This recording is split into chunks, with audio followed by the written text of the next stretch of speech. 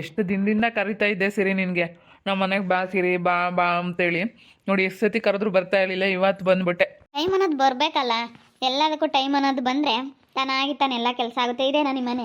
ಇದೇ ನಮ್ಮ ಮನೆ. ನಮ್ಮ ಅಮ್ಮನ ಹತ್ರ ನಾಟಕ ಗಿಟಕ ಅಂತ ಏನೂ ಹೇಳ್ಬೇಡ, ಮದುವೆ ಆಗಿದೆ ಕರ್ಕೊಂಬಂದಿದ್ದೀನಿ ಅಂತ ಅನ್ನು. ನಾನು ಸುಮ್ಮನೆ ಇದೆಲ್ಲ ಹೂನಾರ ಎಲ್ಲ ಏನು ಬೇಡ ಅಂತ ತೆಗ್ದಾಕ್ ಬಂದಿದ್ದೆ ಅಷ್ಟೇ. ನಮ್ಮ ಅಮ್ಮನ ತಗೆ ನಾಟಕ ಆಡ್ತಾ ಇದ್ದೀವಿ ಅದೆಲ್ಲ ಏನೂ ಹೇಳ್ಬೇಡ. ಅಮ್ಮ ನಾನು ಮಾಳನ್ನ ಮದುವೆ ಆಗಿದ್ದೀನಿ ಕರ್ಕೊಂಬಂದಿದ್ದೀನಿ ಅಂತ ನಾನು ಅಷ್ಟೇ ಹೇಳ್ತೀನಿ, ಸರಿನಾ? ನಮ್ಮ ಅಜ್ಜಿ ಹತ್ರ ಆಗಲಿ ನಮ್ಮ ಅಮ್ಮನ ಹತ್ರ ಆಗಲಿ ಆತು ಹೇಳ್ಬೇಡ, ಯಾಕಂದರೆ ಹೆಂಗಸ್ರು ಬಾಯಲ್ಲಿ ಮಾತು ನಿಲ್ಲಲ್ಲ ಅಂತ ಹೇಳ್ತಾರೆ. ಬೇಗ ಸಡನ್ನ ಬಾಯಿ ಬಿಟ್ಬಿಡ್ತಾರೆ, ಎಲ್ಲಾದ್ರೂ ಏನಾದರೂ ಮಾತಾಡ್ಬಿಡ್ತಾರೆ. ಅದಕ್ಕೇ ನೋಡೋಣ ಹೆಂಗಾಗುತ್ತೋ ಹಂಗೆ ಹೋಗ್ತಾ ಹೋಗ್ತಾ ನಾನೆಲ್ಲ ಆಮೇಲೆ ಒಂದು ಒಳ್ಳೆ ಟೈಮ್ ನೋಡ್ಕೊಂಡು ನಮ್ಮ ಅಮ್ಮನ ಹತ್ರ ಆಗಲಿ ನಮ್ಮ ಅಜ್ಜಿ ಹತ್ರ ಆಗಲಿ ನಾನು ಮಾತಾಡ್ತೀನಿ. ಯಾವ ಸಮಯದಲ್ಲಿ ಏನು ಮಾತಾಡಬೇಕು ಅದನ್ನು ನಾನು ಮಾತಾಡ್ತೀನಿ.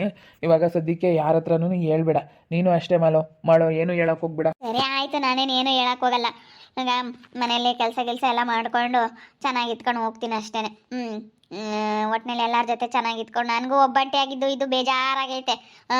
ನನಗೂ ದಿನ ಯಾವಾಗ್ಲೂ ಒಂಟಿಯಾಗಿ ಮನೇಲಿ ಒಬ್ಬರೇ ಇರಬೇಕಂದ್ರೆ ಬೇಜಾರು.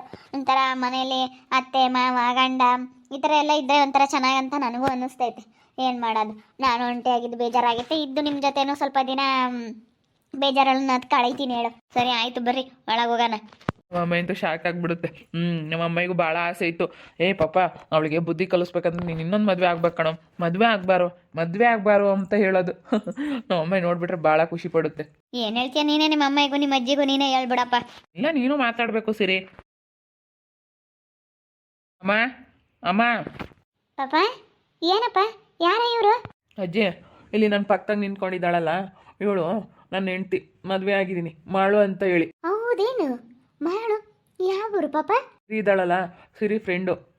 ಸಿರಿನು ನನ್ನ ನೀವೆಲ್ಲನ ಒಬ್ರಿಗೊಬ್ರು ಇಷ್ಟಪಡ್ತಾ ಇದ್ದಾರೆ ಅಂತ ಅಂದ್ಕೊಂಡಿದ್ರಲ್ಲ, ಅದೆಲ್ಲ ತಪ್ಪು.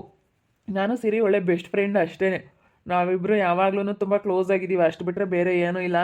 ಅದಕ್ಕೆ ಅವಳು ಫ್ರೆಂಡ್, ಅವಳು ಒಬ್ಬಳೇ ಇದ್ಲು ಅವಳು ನಮ್ಮ ಮನೇಲಿ. ಅವಳು ಹಿಂಗೆ ಏನೋ ವ್ಯಾಪಾರ ರೋಡ್ ಸೈಡಲ್ಲಿ ಏನೋ ಚಿಕ್ಕದು ಒಂದು ವ್ಯಾಪಾರ ಮಾಡಿಕೊಂಡು ಚಕ್ಕೆ ಮಸಾಲೆ ಅರಿಶಿನ ಕುಂಕುಮ ರಂಗೋಲಿ ಈ ರೀತಿ ಎಲ್ಲನ ಮಾರ್ಕೊಂಡು ಒಂದು ರೋಡ್ ಸೈಡಲ್ಲಿ ಒಂದು ವ್ಯಾಪಾರ ಮಾಡ್ಕೊಂಡಿದ್ಲು ಅಷ್ಟೇ. ಅದಕ್ಕೆ ಅವಳು ಒಬ್ಬಂಟಿಯಾಗಿ ಇದ್ಲು. ಅವ್ರ ಅಪ್ಪ ಅವರಮ್ಮ ಇದಕ್ಕಿದ್ದಂಗೆ ತೀರ್ಕೊಬಿಟ್ರಂತೆ. ಅದಕ್ಕೆ ನನ್ನ ನೀನೇ ಮದುವೆ ಆಗ್ಬಿಡು ಸುಬ್ಬು ಅಂತೇಳಿ ಮಾಡೋ ಜೊತೆ ನನಗೆ ಮದುವೆ ಮಾಡಿಸ್ಬಿಟ್ಲು ಸಿರಿ.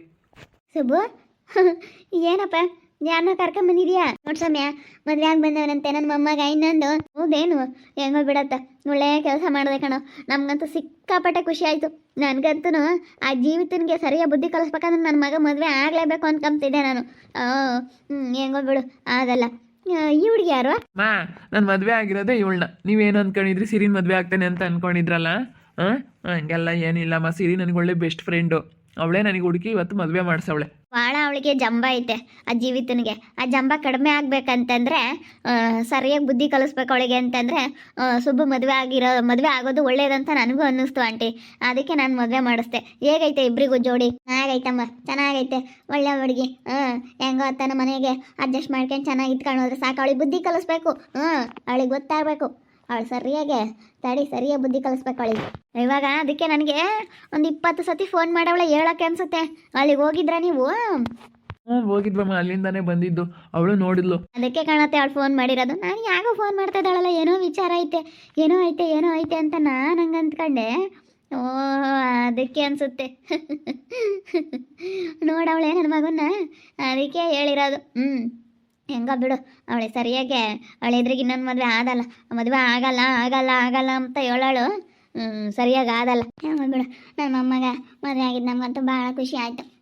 ಏನಮ್ಮ, ನಮ್ಮ ಮನೆಗೆ ಹೊಂದಾಣಿಕೆಯಿಂದ ಚೆನ್ನಾಗಿ ಇಟ್ಕೊಂಡು ಹೋಗಿ ನಾವು ಚೆನ್ನಾಗಿ ನೋಡ್ಕೊಂತೀನಿ. ನನ್ನ ಮೊಮ್ಮಗನೂ ಬುದ್ಧಿವಂತ ಆಗವನೆ. ಸರಿ ಆಯ್ತು ಅಜ್ಜಿ, ನಾನು ಚೆನ್ನಾಗಿ ಇಟ್ಕೊಂಡು ಹೋಗ್ತೀನಿ. ನಮ್ಮ ಮನೇಲಿ ಯಾರೂ ಇಲ್ಲ, ನನಗೂ ಬೇಜಾರು.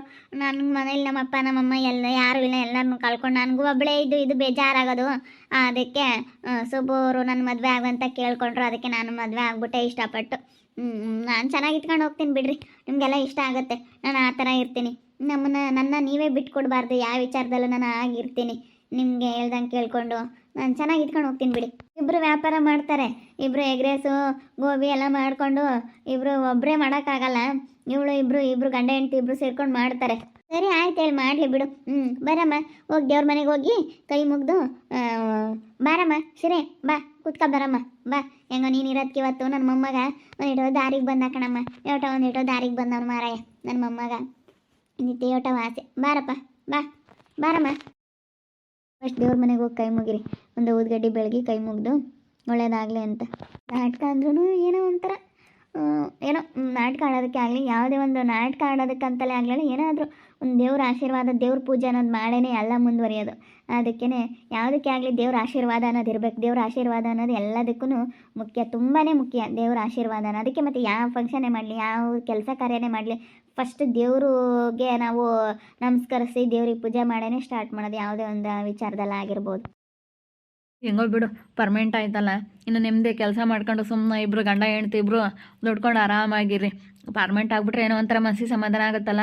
ನನಗೂ ಅಷ್ಟೇ. ಆವಾಗ ಎಲ್ಲಿ ನಾನು ಜಾಬ್ ಸೇರ್ಕೊಳ್ಳೋಣಪ್ಪ, ಇಲ್ಲೇನಾದರೂ ಇದಾದರೆ ಎಲ್ಲಿಗೆ ಹೋಗೋಣ, ಅಯ್ಯೋ ಏನೇನೋ ಒಂಥರ ತಲೆಯಲ್ಲಿ ಏನೇನೋ ಯೋಚನೆ ಬರೋದು. ನನ್ನ ಮಗ ಇವನು ಮಾತಾಡಿಸ್ತಾನೆ, ಇವನು ಒಳ್ಳೆಯನಲ್ಲ, ಇನ್ನು ಇದೇನೇ ಇವನು ಅದಕ್ಕೆ ಮತ್ತೆ ನಮ್ಮ ಮುತ್ತು ಏನೇ ಅಂದ್ರೂ ಇವನು ಮಾತ್ರ ನಂಬಲ್ಲ. ಇವನು ಎಂಥವನಂದರೆ ಅಂಥವನು. ಇವನು ಮಾತಾಡಿಸ್ತಾ ಇದ್ದಾನೆ. ಇವನಿಗೇನು ಭಯ ಇಲ್ಲ ನನ್ನ ತಮ್ಮನಿಗೆ. ಇವನಿಗೆ ಹೇಳ್ತೀನಿ ಅವನು ಮಾತಾಡಿಸ್ಬೇಡ ಅಂತ, ಆದರೆ ಅವನ್ನೇ ಮಾತಾಡ್ಸವನು. ಹೇಳ್ತೀನಿ ತಡಿ, ಮಾತಾಡಿಸ್ಬಿಡ್ಕಣಲೆ. ಅವನ ಹತ್ರ ಏನೋ ಕೆಲಸ ನಿನಗೆ, ನಮ್ಮ ಹತ್ರ ಅಣ್ಣ ತಮ್ಮಗಳ ಹತ್ರ ಇಲ್ದಿದ್ದು ಬೇರೆಯವನ ಹತ್ರ ಏನೋ ನಿನಗೆ ಅಂತ ಹೇಳ್ತೀನಿ. ಅವನು ಮಾತಾಡಿಸ್ಬಾರ್ದು. ಅವನ ಬುದ್ಧಿ ಏನು ಅಂತ ನನಗೂ ಚೆನ್ನಾಗಿ ಗೊತ್ತು, ಮುತ್ತುಗೆ ಚೆನ್ನಾಗಿ ಗೊತ್ತು. ಅವನ ಬಗ್ಗೆ ಏನಂತ ನಾವು ಚೆನ್ನಾಗಿ ತಿಳ್ಕೊಂಡಿದ್ದೀವಿ. ಇಬ್ಬರು ಅಪಾಯಿಂಟ್ ಆಯ್ತಲ್ಲ, ಭಾಳ ಒಂಥರ ಖುಷಿ ಅಲ್ವಾ? ಇವಾಗ ಒಂಥರ ಸಮಾಧಾನ. ನಾನು ಮದುವೆ ಆಗಲಿಲ್ಲ ಅಂತ ಅಂದಿದ್ರೆ ಹಿಂಗೆ ಇರ್ತಿದ್ದೆ. ಹೆಂಗೋ ಒಳ್ಳೆ ಹುಡುಗಿನ ನಾನು ಮದುವೆ ಆಗಿದ್ದಕ್ಕೆ ನನಗೂ ಒಳ್ಳೆ ಹುಡುಗಿ ಸಿಕ್ಕಿದ್ಲು. ಅದಕ್ಕೆ ಹೆಂಗೋ ದೇವ್ರದಾಯ್ದಿಂದ ಒಳ್ಳೇದಾಯಿತು. ಎಲ್ಲ ದೇವರಿಂದ ಒಳ್ಳೇದಾಗಿದ್ದು. ದೇವರು ನಮಗೊಂದಲ್ಲ ಒಂದಿನ ಒಳ್ಳೇದು ಮಾಡ್ತಾನೆ ಅಂತಾರಲ್ಲ, ಹಾಗೆ ನಾನು ಕೆಲಸ ಇಲ್ಲ ಅಂತ ತುಂಬ ಕಷ್ಟಪಟ್ಟಿದ್ದೀನಿ. ಕೆಲಸ ಇಲ್ಲ ಅಂದ್ಬಿಟ್ರೆ, ಓದಿ ಕೆಲಸ ಇಲ್ಲ ಅಂದ್ಬಿಟ್ರೆ ತುಂಬ ಒಂಥರ ಶೇಮ್ ಆದಂಗೆ ಆಗ್ಬಿಡುತ್ತೆ. ಹ್ಞೂನಪ್ಪ, ಅಯ್ಯೋ ಭಾಳ ಕಷ್ಟ. ನನಗೆ ಹೆಂಗೋ ನಾನಂದರೆ ಓದ್ತಲೇ ಜಾಬಿಗೆ ಸೇರ್ಕೊಬಿಟ್ಟೆ. ನನಗೇನು ಕೆಲಸದ ಅಷ್ಟೊಂದು ಇದು ಕಾಣಿಸ್ಲಿಲ್ಲ. ಅಂದರೆ ಕೆಲಸ ತುಂಬ ಕಷ್ಟ. ಓದಿದ ಮೇಲೆ ಕೆಲಸ ಸಿಗಲಿಲ್ಲ ಅಂತಂದರೆ ಒಂಥರ ಬೇಜಾರಾಗ್ಬಿಡುತ್ತೆ. ನೋಡಪ್ಪ ನಾವು ಎಷ್ಟೊಂದು ಓದಿದ್ವಿ, ಏನು ಕೆಲಸನೇ ಸಿಗಲಿಲ್ವಲ್ಲಪ್ಪ ನಮಗೆ ಅಂತ ಬೇಜಾರಾಗ್ಬಿಡುತ್ತೆ. ಯಾರಿಗೇ ಆಗಲಿ ಕೆಲಸನೂ ಸಿಗಬೇಕು. ಕೆಲಸ ಸಿಕ್ಕರೇನೇ ವಾಸಿ. ಕೆಲಸ ಸಿಗೋದ್ರಿಂದ ನಾವು ನೆಮ್ಮದಿಯಾಗಿರ್ಬೋದು. ಒಂಥರ ಒಟ್ಟಲ್ಲಿ ಯಾವುದೋ ಪ್ರೈವೇಟಲ್ಲೇ ಆಗಿರ್ಬೋದು, ಒಳ್ಳೆ ಸ್ಯಾಲ್ರಿ ಇರೋಂಥದ್ದು ಕೆಲಸ ಸಿಗಬೇಕು, ಅವ್ರು ಓದಿರೋದಕ್ಕೆ ತಕ್ಕನಂತೆ. ಹೊಟ್ಟೆ ಅವ್ರದ್ದು ಹೋಗ್ತೈತೆ. ಇವರಿಬ್ಬರು ಮಾತಾಡೋದು ನೋಡ್ಬಿಟ್ರೆ ಇವನು ಮಾತಾಡಿಸ್ತಾನೆ. ಅಬ್ಬವ್ವ ಇವರು ಈಗ ಇವನು ಭಾರಿ ಇದ್ದಾರೆ ಇವರೆಲ್ಲನ. ಧನು ಹೆಂಡ್ತಿ, ಅವರಪ್ಪ ಅವರಮ್ಮಯ್ಯ ಎಲ್ಲ ಭಾರಿ ಇದ್ದಾರೆ. ನನಗಂತೂ ಏನು ಹೆಂಗೆ ಮಾತಾಡೋಣಪ್ಪ ಅನ್ಬಂಗಾಗುತ್ತೆ. ಹೆಂಗನ ಮಾಡ್ಕೊಂಡು ಹಾಳಾಗಿ ಹೋಗ್ಲಿ ಬಿಡು. ಇವನಿಗೆ ಗೊತ್ತಾಗುತ್ತೆ, ಅಣ್ಣ ನಿನ್ನ ಮಾತು ಕೇಳ್ಬೇಕಾಯ್ತು ಕಣೋ ಅಂತ ಒಂದಲ್ಲ ಒಂದಿನ ನನ್ನ ಹತ್ರ ಬಂದಂಗೆ ಮಾತಾಡ್ತೀನಿ ಇವನಿಗೆ. ಬಾ ಮನೆ ಹತ್ರ ಹೋಗೋಣ, ಮಜ್ಜಿಗೆ ಇದಾವೆ ಕುಡಿಯುವಂತೆ. ಮಜ್ಜಿಗೆ ನಡಿಯಪ್ಪ. ಮಜ್ಜಿಗೆ ಅಂತಂದರೆ ಇಂಥ ಕಾಲದಲ್ಲಿ ಯಾರಿಗೆ ತಾನೇ ಇಷ್ಟ ಇಲ್ಲ ಹೇಳು, ಸಿಕ್ಕಾಪಟ್ಟೆ ಇಷ್ಟ ಆಗುತ್ತೆ. ಎಮ್ಮೆ ತೊಗೊಂಬಂದೈತೆ ನಮ್ಮ ಅಪ್ಪ, ಬಿಸಿಲಿಗೆ ಮನೆಗೆ ಹಾಲು ಮೊಸರು ಎಲ್ಲ ಇರಲಿ ಅಂತೇಳಿ ಒಂದು ಎಮ್ಮೆ ತೊಗೊಂಬಂದೈತೆ. ಒಂದು 2 ಲೀಟ್ರ್ ಕರಿತೈತೆ. ಸಾಯಂಕಾಲ 1 ಲೀಟ್ರ್ ಮಾರ್ತೀವಿ, 1 ಲೀಟ್ರ್ ಮನೆಗೆ ಇಟ್ಕೊಂತೀವಿ. ಹಿಂಗೆ ಹಿಂಗೋ ಒಂದು ಎಮ್ಮೆ, ಒಂದಿಷ್ಟು ಕುರಿ ಎಲ್ಲ ನೋಡ್ಕೊಂತೀವಿ. ಜಾಗ ಐತಲ್ಲ, ಹೆಂಗೆ ಹುಲ್ಲೆಲ್ಲ ತಗೊಂಬರುತ್ತೆ. ಅಮ್ಮ ಬೇರೆ ಎಲ್ಲ ಕೆಲ್ಸಕ್ಕೆ ಹೋದಾಗ ಕುರಿಗೆ ಮೇವೆಲ್ಲ ತಗೊಂಬರುತ್ತೆ. ಹಂಗೆ ಹುಲ್ಲುನು ಅದೆಲ್ಲ ತರುತ್ತೆ ಅಂತ ಹೆಂಗೆ ನೋಡ್ಕೊಂಡಿವಿ. ಮನೆಗೆ ಒಂದು ಸ್ವಲ್ಪ ಹಾಲು ಮೊಸರು ಇದ್ದರೆ ತಂದು ಊಟ ಮಾಡೋದಕ್ಕಿಂತ ಮನೇಲಿ ಕರೆದ್ರೆ ಎಮ್ಮೆ ಆಗಲಿ ಹಸು ಆಗಲಿ ಇದ್ದರೆ ಒಂಥರ ಚೆನ್ನಾಗೆ ಕರೆದ್ರೆ ನಮ್ಮ ಮನೇಲಿ ನಾವು ಮಜ್ಜಿಗೆ ಮೊಸರು ಎಲ್ಲ ಫ್ರೆಶ್ಶಾಗಿ ತಿನ್ಬೋದು. ಪಾಕಿಟ್ ತೊಗೊಂಬಂದು ಎಲ್ಲ ತಿನ್ನೋದಕ್ಕಿಂತ ಮನೇಲಿ ಎಮ್ಮೆ ಹಸು ಹಾಲು ಕರೆದ್ರೆ ಒಂಥರ ಚೆನ್ನಾಗೆ. ಹಾಲೂ ಕುಡಿಬೋದು, ಮಜ್ಜಿಗೆ ಮೊಸರು ತುಪ್ಪ, ಹೊಲಕ್ಕೆ ಗೊಬ್ಬರ ಆಗುತ್ತೆ. ಎಲ್ಲ ಹಸು ಎಮ್ಮೆಗಳು ಎಲ್ಲ ಕಟ್ಕೊಳ್ಳೋದ್ರಿಂದ ಎಷ್ಟು ಲಾಭ ಐತೆ ಗೊತ್ತಾ? ನಿಜವಾಗ್ಲೂ ಸಿಕ್ಕಾಪಟ್ಟೆ ಲಾಭ ಐತೆ. ಇವಾಗಿನ ಕಾಲದಲ್ಲಿ ಎಲ್ಲ ಸಾಕೋದೇ ಬಿಟ್ಟುಬಿಟ್ಟವ್ರೆ. ಅದರಿಂದ ಎಷ್ಟು ಲಾಭ ಐತೆ ಅಂತ ಗೊತ್ತಿಲ್ಲ. ಅಂದರೆ ಕಷ್ಟನೇ ಇರುತ್ತೆ. ಅಂದರೆ ಇಂಥ ಕಾಲದಲ್ಲಿ ಅವಕ್ಕೆ ಮೇವು ಹುಡ್ಕೋದು ತುಂಬ ಕಷ್ಟ. ಇವಾಗಂತೂ ಎಲ್ಲಿ ನೋಡಿದ್ರೂ ಒಣಗಿಬಿಡ್ತಿರುತ್ತೆ. ಮಳೆಗಾಲದಾಗಾದರೆ ಹುಲ್ಲಿರುತ್ತೆ, ಏನು ಅನ್ಸಲ್ಲ. ಹ್ಞೂನಪ್ಪ, ಇವಾಗ ಎಲ್ಲಿ ನೋಡಿದ್ರೂ ಎಲ್ಲ ಒಂಥರ ಒಣಗಿರುತ್ತೆ, ಹುಲ್ಲೇ ಇಲ್ಲ. ಇಂಥ ಕಾಲದಲ್ಲಿ ದನ ಕರುಗಳಿಗೆ ಕುರಿ ಮರಿ ಈ ಥರದಕ್ಕೆಲ್ಲನ ಮೇವುಗಳು ಉಣ್ಸೋದು ತುಂಬ ಕಷ್ಟ. ಅಂದರೆ ಸಿಕ್ಕಾಪಟ್ಟೆ ಕಷ್ಟ. ಅಂದರೆ ಹೆಂಗೋ ಸ್ವಲ್ಪ ದಿನ ಈ 1-2 ತಿಂಗಳು ಹಂಗೆ ಕಾಪಾಡಿದ್ರೆ ಆಮೇಲೆ ಮಳೆಗಾಲ ಶುರುವಾಗುತ್ತೆ. ಒಂದೆರಡು ಹನಿ ನೆಲಕ್ಕೆ ಇಕ್ತಿದಂಗೆ ಹುಲ್ಲು ಬೆಳೆದು ಬಿಡುತ್ತೆ. ಅಲ್ಲೋ ಇಲ್ಲೋ ಬದಿಗಳಾಗು ಹೊಲ್ದೊಳಗು ಹುಲ್ಲಿರುತ್ತೆ. ಆಮೇಲೆ ಹೆಂಗೋ ಕಾಪಾಡ್ಕೊಂಡು ಹೋಗ್ಬೋದು. ಅಂದರೆ ಮನೆಯಲ್ಲೇ ಹಸು ದನ ಕರುಗಳು ಇರೋದ್ರಿಂದ ತುಂಬ ಅನುಕೂಲ, ತುಂಬ ಒಳ್ಳೆಯದಾಗುತ್ತೆ. ಹಾಲು ಕರೆಯೋದ್ರಿಂದ ತುಪ್ಪ, ಹಾಲು, ಮಜ್ಜಿಗೆ, ಮೊಸರು, ಹೊಲಕ್ಕೆ ಗೊಬ್ಬರ ಆಗುತ್ತೆ. ಗೊಬ್ಬರ ಎಷ್ಟು ರೇಟ್ ಗೊತ್ತಾ? ಹೊಲಕ್ಕೆ ಆರಾಮಾಗಿ ಗೊಬ್ಬರ ಆಗುತ್ತೆ. ಗೋವು ಗಂಜು ಇರೋದ್ರಿಂದ ಎಷ್ಟು ಅನುಕೂಲ ಆಗುತ್ತೆ. ಹೊಲಕ್ಕೆಲ್ಲ ಚೆನ್ನಾಗಿ ಗೊಬ್ಬರ ಆಗುತ್ತೆ. ಎಲ್ಲ ಚೆನ್ನಾಗಿ ಒಳ್ಳೇದು ಮನೆಯಾಗೆಲ್ಲ ಆಕಳು ಎಲ್ಲ ಇದ್ದರೆ ಕಟ್ಕೊಂಡು ಎಮ್ಮೆ ದನ ಕರುಗಳೆಲ್ಲ ಇದ್ದರೆ ಒಳ್ಳೇದು ಮನೇಲಿ. ಅದನ್ನು ನಾನು ಮಾತ್ರ ನಾನು ಗೌರ್ಮೆಂಟ್ ಕೆಲಸ ಇರಲಿಲ್ಲಪ್ಪ, ಬೇಕಾದ್ರೆ ಒಂದು ಕಟ್ಕೊಂಡಾಗಲೂ ಇರ್ತೀನಿ. ಮನೇಲಿ ಒಂದು ನಮ್ಮಮ್ಮ ಹೇಳುತ್ತಲ್ಲ, ಮನೆ ಅಂದಮೇಲೆ ಒಂದು ಎಮ್ಮೆ ಒಂದು ಹಸು ಇರಬೇಕು ಕಣಪ್ಪ ಮನೇಲಿ, ಒಂಥರ ಲಕ್ಷ್ಮಿ ಇದ್ದಂಗೆ ಅಂತ ಹೇಳ್ತೈತೆ. ಒಳ್ಳೇದು ಅದೆಲ್ಲನ. ಅದೇ ತಿಳ್ಕೊಳ್ಳೋ ಅಂಥವ್ರು ಹಂಗೆ ಅಂತಾರೆ, ತಿಳಿದಿಲ್ದಂಥವ್ರು ಬಿಡು ಅವ್ನು ಯಾರು ಕಟ್ಕೊಂತಾರೆ, ಸಾಕ್ರಿ ಮಾಡೋಕ್ಕಾಗಲ್ಲ ಅಂತಾರೆ. ಒಬ್ಬೊಬ್ರು ಅಂದರೆ ಕಟ್ಕೊಂಬಿಲ್ದಲ್ಲೂ ಚೆನ್ನಾಗಿರ್ತಾರೆ, ಅದು ಮುಖ್ಯ ಅಲ್ಲ. ಒಟ್ಟಿನಲ್ಲಿ ಈಗ ಮನೆಯಾಗೇ ನಾವು ಹಾಲು ಕರೆದಿದ್ದ ತಕ್ಷಣ ನಾವು ಬೇಕಾದರೆ ಬಿಸಿ ಮಾಡ್ಕೊಂಡು ಕುಡಿಬೋದಾ? ಪಾಕೆಟ್ ಹಾಲು ತೊಗೊಂಡು ಅದು ಯಾವಾಗ ಪಾಕೆಟ್ ಮಾಡಿರ್ತಾರೋ ಏನು, ಅದೆಲ್ಲ ಸುಮ್ಮನೆ. ಅಂದರೆ ಏನೋ ಒಂಥರ ಒಳ್ಳೇದು ಅಂದರೆ ನಮಗೆ ಒಂಥರ ಒಳ್ಳೇದಷ್ಟೇ. ನಮ್ಮ ಮನೆಗೆ ನಮಗೆ ಒಳ್ಳೇದು ಅಂತ ಅನ್ಕೋಬೇಕು. ನೋಡೋದ್ರಲ್ಲ ವೀಕ್ಷಕರೇ, ಎಲ್ಲರ ಮನೆಯಲ್ಲೂ ಒಂದೊಂದು ಹಸು ಎಮ್ಮೆ ಇದ್ದರೆ ತುಂಬ ಒಳ್ಳೇದು. ಇವಾಗಿನ ಕಾಲದಲ್ಲಿ ಯಾರು ಅಷ್ಟು ಕಡಿಮೆ ದನ ಕರುಗಳನ್ನೆಲ್ಲ ಯಾರು ಕಟ್ಕೊಂಡಿರಲ್ಲ ಇವಾಗಿನ ಕಾಲದಲ್ಲಿ.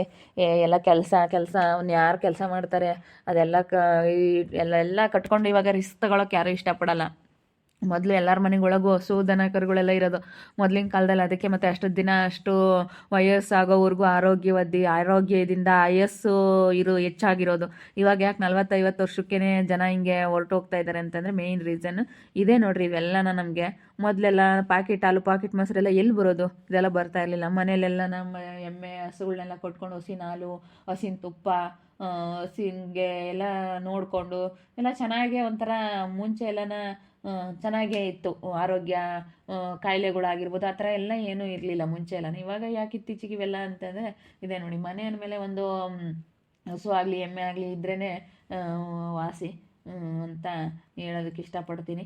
ಓಕೆ ವೀಕ್ಷಕರೇ, ನಿಮ್ಮ ಅಭಿಪ್ರಾಯ ಏನು? ನಿಮಗೆಲ್ಲ ಹೇಗೆ ಮನೆಯಲ್ಲಿ ಒಂದು ಹಸು ಎಮ್ಮೆ ಇದ್ದರೆ ಇಷ್ಟನಾ? ನಿಮ್ಗೆ ಹೇಗೆ ಅನ್ನಿಸ್ತೈತೆ? ಇವಾಗಿನ ಕಾಲ ವಾಸಿನ ಹಿಂದಿನ ಕಾಲ ವಾಸಿನ ಅಂತೇಳಿ ಕಮೆಂಟ್ ಮಾಡಿ ತಿಳಿಸಿ. ಹಾಗೆ ವಿಡಿಯೋ ಇಷ್ಟ ಆಗಿದ್ರೆ ಲೈಕ್ ಮಾಡೋದನ್ನ ಮರಿಬೇಡಿ. ಇನ್ನೂ ಯಾರ್ಯಾರು ನಮ್ಮ ಚಾನಲ್ ಸಬ್ಸ್ಕ್ರೈಬ್ ಮಾಡ್ಕೊಂಡಿಲ್ಲ ತಪ್ಪದೆ ಕೂಡಲೇ ಸಬ್ಸ್ಕ್ರೈಬ್ ಮಾಡ್ಕೊಳ್ಳಿ. ಹಾಗೆ ನಿಮ್ಮ ಫ್ಯಾಮಿಲಿ ಮೆಂಬರ್ಸ್ ಜೊತೆ ಆದಷ್ಟು ಶೇರ್ ಮಾಡಿ ಅಂತ ಹೇಳ್ತಾ ಈ ವಿಡಿಯೋನ ಇಲ್ಲಿಗೆ ಎಂಡ್ ಮಾಡ್ತಾ ಇದ್ದೀನಿ. ಎಲ್ರಿಗೂ ಥ್ಯಾಂಕ್ ಯು.